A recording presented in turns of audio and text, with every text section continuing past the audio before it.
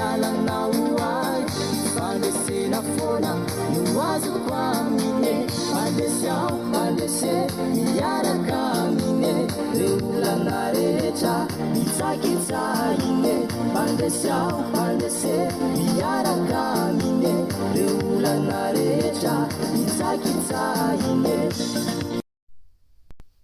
Anonona ny fiadanan'i Jesosy Kristy Tompo hanapaka ao am-ponao sy ny ankonanao. Misaotra ny tompontsika amin'izao alahady izay ananantsika tompo-pahasoavana lehibe satria dia ny tompo hatrany no mbola mitantana antsika, ahafahantsika mandre ny hafatra, ahafahantsika ihany koa mbola mahafantatra ny sitrapony sy ihany koa manokatra ny masom-panahintsika. Arak'izay dia hitondram-bavaka ho an'ny teny kony sy mba taridala amin'ny fanahy masina tokoa no ato amiko izay voatendry hitondra ny teny an'io ary vavaka ary isika. Tompo Andriamanitra eo misaotra anao amin'izao fotoana sarobidy izao. Isaoranay ianao hatrany ny nanendra ho ataonao fitaovana hitondra ny hafatra ho renesin'ny vahoakanao. Eto izahay Tompo dia mitondra-bavaka manokana mba izay tena ny fanahy masonao tokoa no ameno hafa esory Jesosy izay tsy hanao aty amin'ny tenako.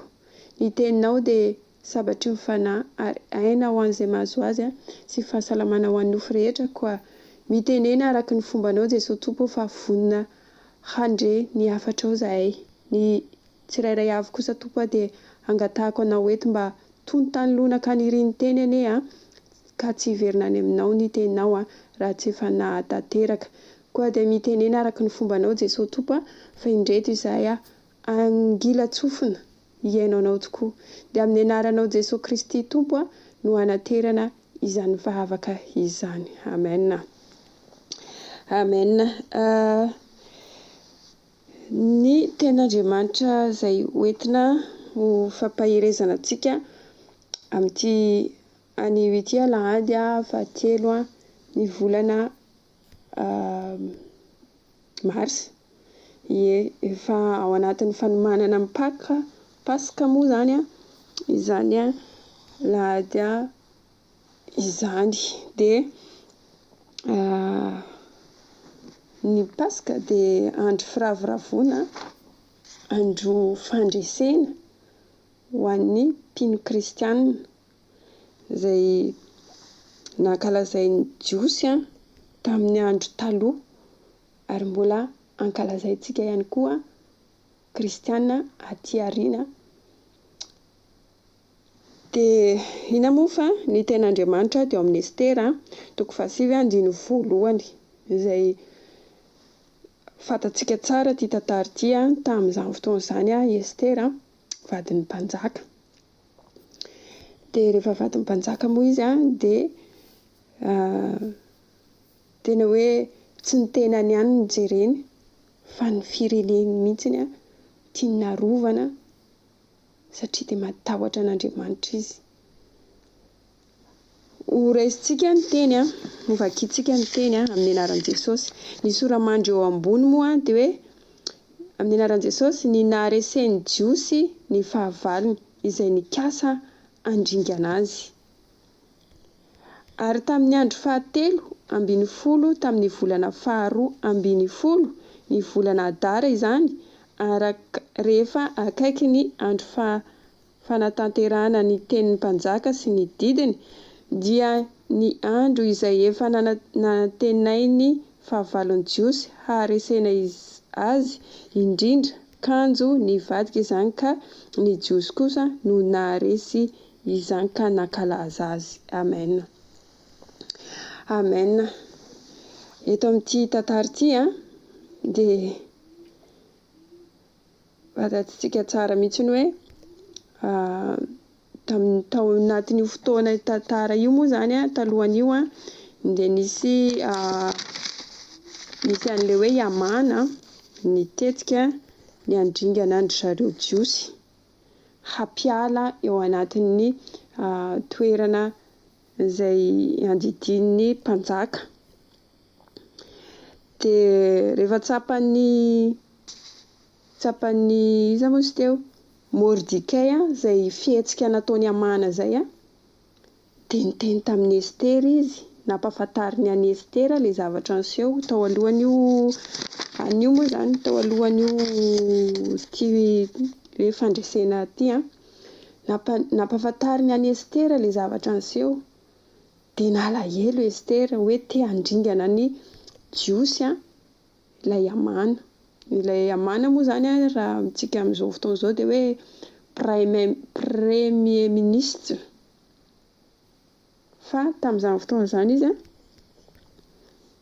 dia tsy takatry ny saina mihitsy ny fomba lalana izay nataon'Andriamanitra, fa dia tamin'ny alalan'i Estera nampiasan'Andriamanitra, nanokafan'Andriamanitra lalana, nivavaka ho an'ny fireneny, ho an'ny jiosy izany i Estera, ary nangataka ihany koa i Estera tamin'ny mpanompo ny vavindreo, ny vahoakandreo izany, mba hivavaka ho azy ihany koa sy hivavaka ho amin'ny rehetra izany.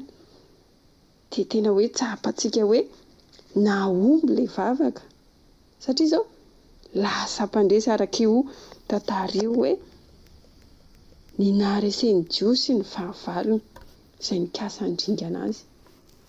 Mahagaga ilay Andriamanitsika, satria olona mikasa handringana anao izany tokony atahotra ianao, hipararehitra ianao, fa tena nivadika nandresy ireo olona ireo, nandresy ry zareo jiosy. Eto koa ny tompo dia mitaona anao, ianao koa, ianao izay mihaino, dia mpandresy ianao miaraka amin'i Jesosy Kristy, satria Jesosy Kristy tsy tonga mitady ny marina izy fa mpanota hibebaka, ary Jesosy Kristy araka ny tenin'Andriamanitra hoe toy izao ny itiavan'Andriamanitra izao tontolo izao, nomeny ny zanan'ilay tokana mba tsy hisy ho very izay rehetra mino azy, fa hanana fiainana mandrakizay. Ianao ve mino an' Jesosy? Raha mino an' Jesosy ianao dia izay hamafisin'ny tompo izay teny izay, fa tian'Andriamanitra ianao, tian'Andriamanitra ianao mba tsy ho very, zasy ianao mba tsy ho very. Izy any amin'ny Osea, bokin'ny Osea, avadika antsika amin'ny baibolintsika, amin'ny anaran'i Jesosy ao amin'ny bokin'ny Osea 13:4, amin'ny anaran'i Jesosy: havotako tsy ho azo ny hery ny fiaina tsy hita izy, ho vonjeko ho afaka amin'ny fahafatesana izy. Ry fahafatesanao, aiza ny aretina fandripahanao? Ry fiaina tsy hita, aiza ny fandringananao? Afenina tsy ho hita ny masoko ny nenina. Amen. Hitantsika amin'izany ny tenin'Andriamanitra manamarina hoe havotako tsy ho azo ny hery ny fiaina tsy hita izy. Ny hery ny fiaina tsy hita moa dia mazava tsara fa ilay devoly manakana antsika tsy hanatanteraka ny sitrapon'Andriamanitra, ilay devoly manembatsembana antsika amin'ny izao fiainana izao. Dia hozy ny teny tompo hoe havotako tsy ho azo ny hery ny fiaina tsy hita, azafady, hery ny fiaina tsy hita.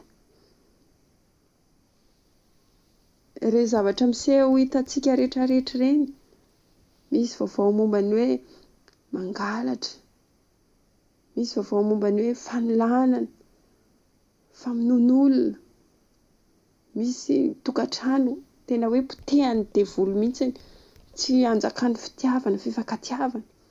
Fa izao raha misy olona tsapantsika hoe misy manana olana ohatran'ireny, eto am-bavaka, raha tena hoe malahelo azy ianao, eto am-bavaka izy, fa ny tompo manana lalana hanokafana ho an'ireny olona ireny. satria raha mitondram-bavaka ho an'ny firenena izy tena dia novalian'Andriamanitra. Ianao koa raha mitondram-bavaka ho an'ny olona izay tsapanao hoe mila tohanam-bavaka, arakin'izay hoe mifampivavamba ho sitrany ianareo. Tsy ny hoe marary hitanao ara-nofy hoe io fa tsy salama, marary kibo, marary tenda, marary izay ihany mila entina-bavaka, fa ny ara-panahy ny ara-panahintsika io rehefa tsy ao amin'i Jesosy dia marary tsika io rehefa tsy ao amin'i Jesosy, satria tsy mahafantatra ny tokony ataontsika isika. Tsy tsapantsika izany hoe izao zavatra izao ange ka tsy ankasitrahan'ny tompo, fa mila elako izao zavatra izao. Dia izay no foana no angatahana ny tolotsaina amin'ny fanahy masina hanokatra ny masom-panahintsika ao amin'ny fiainantsika.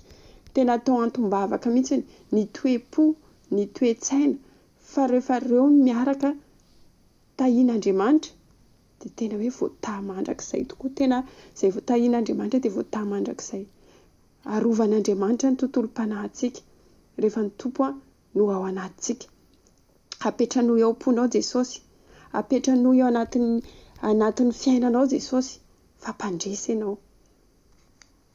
Mpandresy zasy ianao rehefa apetrantsika ao an-tranontsika Jesosy, ao an-tokantranontsika, ao amin'ny tenantsika. Ozy izy ny ao amin'ny bokin'i Isaia 25, bokin'i Isaia 25 andininy 9 amin'ny anaran'i Jesosy. Ho fohanana tsy hisy mandrakizay ny fahafatesana, ary Jehovah Tompo hamafa ny ranomaso amin'ny tava rehetra, sady hanafatodra-maso ny olona amin'ny tany rehetra, fa Jehovah no efa niteny. Amen. Hitantsika amin'izany manana olana, misy zavatra mampalahelo anao ve ao? Misy zavatra atrehanao tena hoe tsy zakanao mihitsy ve ao? Fa ny tompontsika tsy sitraky Jesosy mihitsy ny ahitanao tototra alahelo, tototra fahoriana, tototra fahatezerana. Tsy ankasitrahan'ny tompo eo amin'ny fiainanao izany, fa ho fafana ozy izy tsy hisy mandrakizay ny fahafatesana. Fahoriana izany hoe ianao tezitra izany, tena fahoriana izany ary tena mampalahelo. Fa ny tompo tsy hoe akory ny miteny izy hoe fahafatesana dia olona maty mitsitra, fa ny tontolom-panahy tian'Andriamanitra ho tenenina amintsika eto.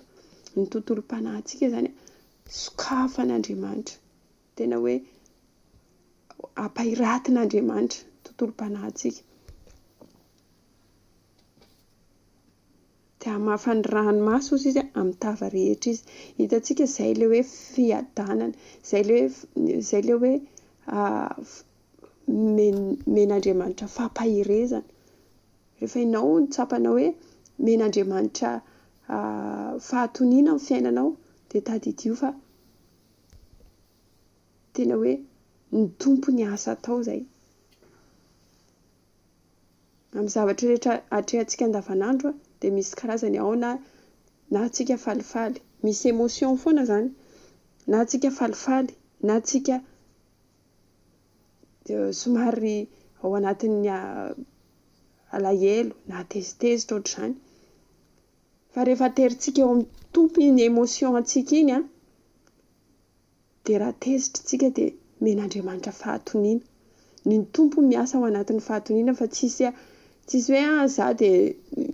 izaho dia tony ho azy tamin'izao. Tsisy an'izany. Fa nisy fanahy tontolom-panahy ny asa atao. Na ny alahelo dia ohatran'izay koa. Nisy tontolom-panahy ny asa atao fampahirezana. Ary izay ilay teny misy oham-pitenenana amin'ny teny hoe Andriamanitra tsy tompon'ny fikotronana fa tompon'ny fiadanana. Ilay fiadanana dia fahatoniana amin'ny zavatra émotion hitanao, iainanao. Izay ilay Andriamanitsika izay. Any amin'ny Koritiana moa mbola mahafisitsika hatrany any amin'ny Koritiana, toko fa avadika antsika amin'ny Baiboly mbola ho anamafisana antsika hatrany ny baiboly mivadika antsika any amin'ny Korinthiana voalohany toko 10:10 Korinthiana voalohany toko 10:10 andininy fito amby 50 amin'ny anaran'i Jesosy. Fa isaorana ny Andriamanitra izay manome antsika ny fandresena amin'ny alalan'i Jesosy Kristy tompontsika. Amen. Tena hoe matsiaro sambatra ny antsika rehefa tena iainanao zany teny zany.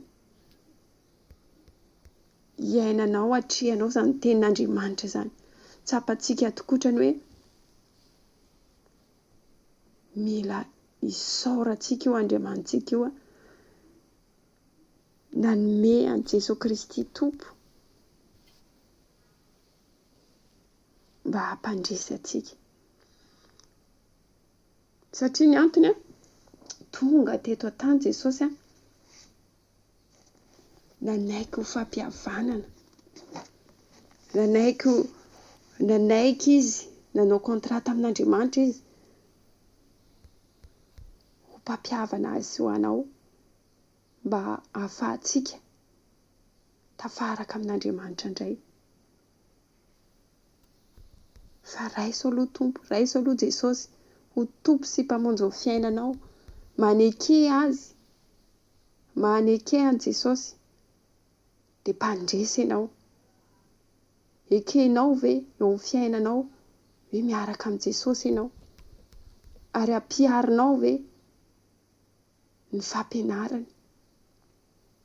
Fa tsy hoe za dia manaiky an Jesosy tompo dia izay dia mangatsiatsika. Fa ampiarinao amin'ny fiainanao ve ny fampianarana izay nataon'i Jesosy. Inona moa no nampianariny antsika dia ny fitiavana. Tiavy ilay tompo Andriamanitsika amin'ny fontsika manontolo, amin'ny herintsika manontolo, amin'ny fanahintsika manontolo. Dia manompoa ny tompontsika mba hahafahantsika ho mpandova miaraka aminy. Hoy izy ny any amin'ny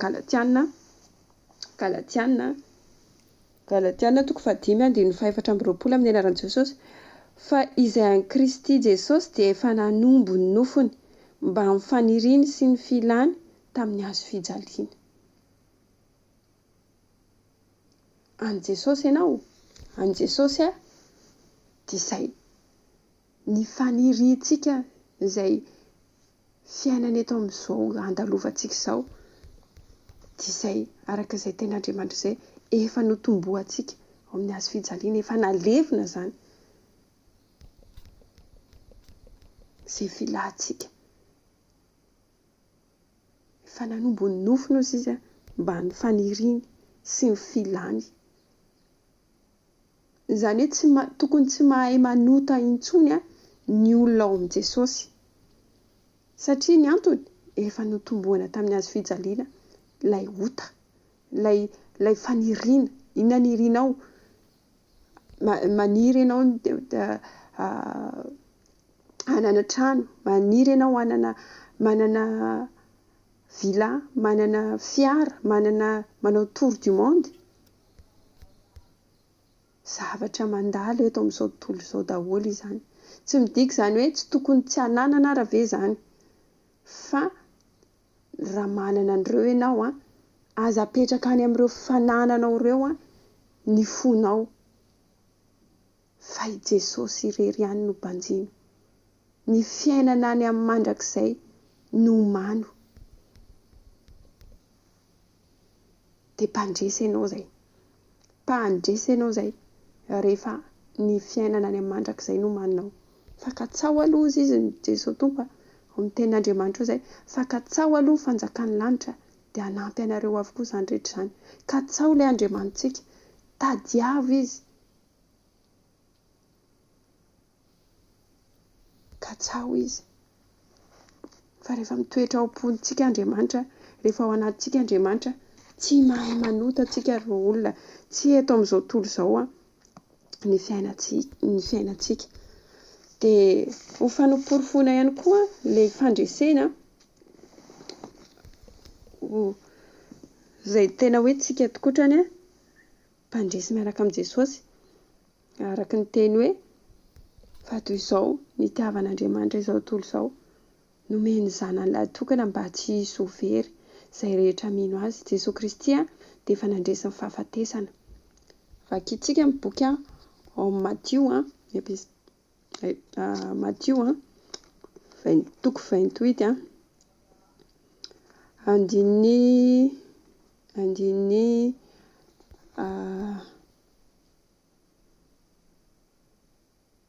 faha-efatra atombokantsika eo amin'ny faha-efatra amin'ny anaran'i Jesosy. Ary ny mpiambina ny vadi-po noho ny fahatahorana azy ka tonga tahaka ny maty. Ary ny anjely namaly ka nilaza tamin'ny vehivavy hoe aza matahotra ianareo fa fantatro fa Jesosy izay efa nomboana tamin'ny hazo fijaliana no tadiavinareo. Tsy ato izy fa efa nitsangana araka izay nolazainy. Avia ka jereo fa tao no niandrian'ny tompo.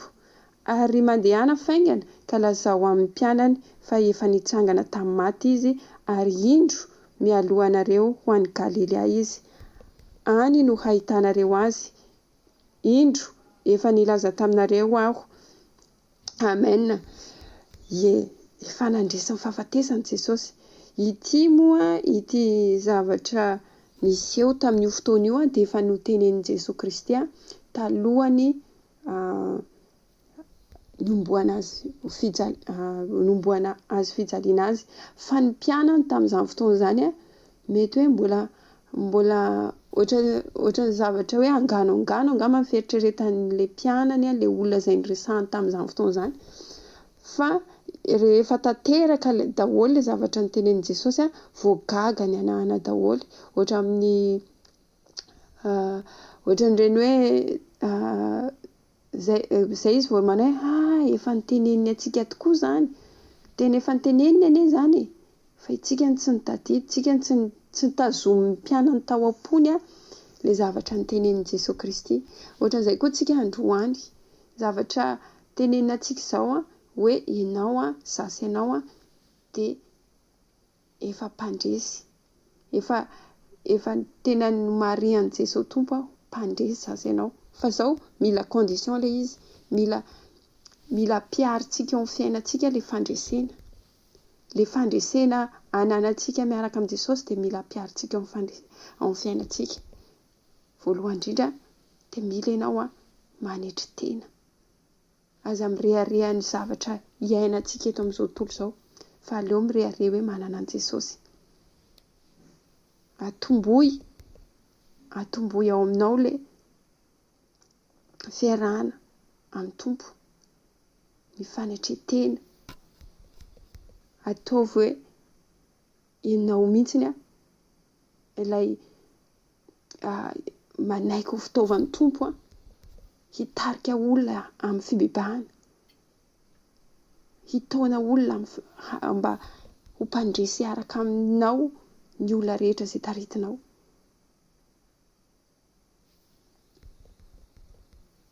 Ekena mihitsy hoe tena hoe marina fa sarotra be izany hitarika olona ahoana ny hoe tsy azo forsena anie, tsy azo.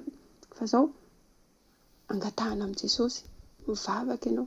Ity olona ity Jesosy dia tiako mihitsy izy araka aminao. Tena tiako mihitsy Jesosy handray anao ity olona ity. Fa mitompo tsy itsika manko ny manova olona fa Jesosy ny manova olona. Jesosy ny miasa ao am-pon'ilay olona fa tsy itsika ny asa ao am-pon'ilay olona. Fa izao tsika fotsiny no fitaovana. Koa dia atomboy aminao fa rehefa ianao no feno fahamasinana, feno fiarahana amin'ny tompo amin'izay ilay hoe fandresena izay dia ohatran'ny Estera tsika rehetrarehetra ireo dia ohatran'ny Estera. Estera mivavaka ao amin'ny fireneny ka tonga nandresy niverina ary amin'ilay loha hevitra tsika. Estera nataon'Andriamanitra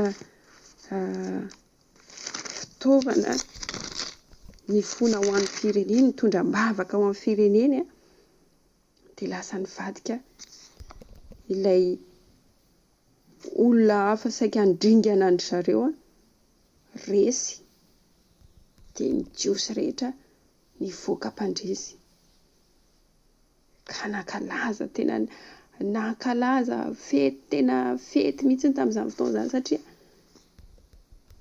ny tompo nampandresy an zareo, ny tompo nampandresy an zareo.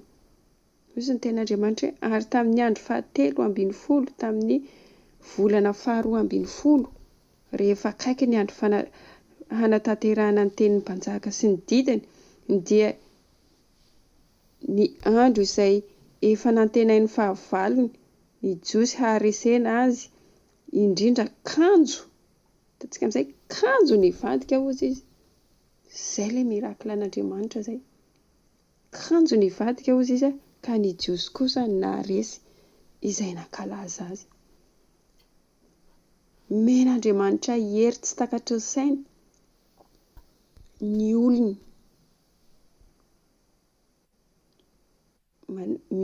manatrika ny fahavalony. Jereo ara ny atao amin'ny tantaran'ny baiboly ato ny Daniel liona zany raha kekezinao dia aza manantena ho velona ianao, fa mahery ny tao anatin'ny Daniel, mahery noho ny liona ny tao anatin'ny Daniel. Izy telo lahy ihany koa raha nalefa tao anaty afo,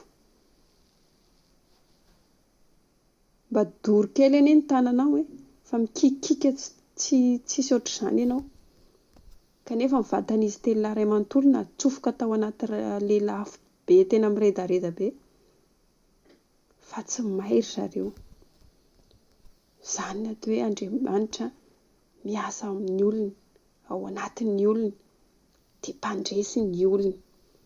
Androany koa ianao dia mpandresy ianao, mpandresy fa izao mila aloha Jesosy ao anatinao, apetranao ao anatinao Jesosy, fantaro ny sitrapony dia tanterao, fa ireo olona notonononareo dia nanatanteraka ny sitrapon'Andriamanitra, nanetry tena ireo olona ireo, ary ny fiainan'ireo olona ireo dia natolony an'Andriamanitra ny tontolom-piainan'izy ireo, ny herin'izy ireo, ny fony manontolo, ny fantoka tamin'Andriamanitra, tsy nivadika tamin'Andriamanitra ireo olona ireo, hoe nisy fotoana na dia kely ara hoe tsy niarahany tamin'Andriamanitra, fa dia ny androm-piainan'ireo olona ireo dia niaraka tamin'Andriamanitra. Zaza ianao koa dia mila toy izany, te ho mpandresy ianao dia mila ny fiainantsika manontolo aloha atolory an'Andriamanitra, mombamomba antsika manontolo dia hiasa ao anatintsika ny tompo, mpandresy isika. Dia izay no sakafom-panahintsika anio isaorana ny tompo hatrany isaorana ny tompo nanome vatsim-panahy antsika rehetra isaintsaintsika amin'izao fandalovantsika eto ambonin'ny tany izao mba misy ho tsakotsakoina anie ho fandinihan-tena dia araka hivavaka ary isika. Tompoandriamanitra eo misaotra anao hatrany ny mbola nanome sakafom-panahy ho hisodinianay eo amin'ny fiainana izay mbola lalovanay. Izay tokoa dia efa nataonao mpandresy amin'ny alalan'i Jesosy Kristy Tompo, zanakao. Misaotra Tompo tsy manary anay anatin'ny izao fiainana izao, misaotra hatrany mampatsiahy anay amin'ny teninao, dia tena hoe ho tanterahanay, ampiarinay tokoa fa ianao dia tena hoe miandry anay tokoa, miandry ny finiavanay, miandry ny fanoloran-tenanay mba hahafahanao miasa feno ao anatinay tsirairay avy. Dia misaotra indrindra Tompo misaotra sy mankasitraka ny voninahitra dia aterina izay efa azonao taloha anio ary mandrakizay, amin'ny anaran'i Jesosy Kristy Tompo amen. Fiadana no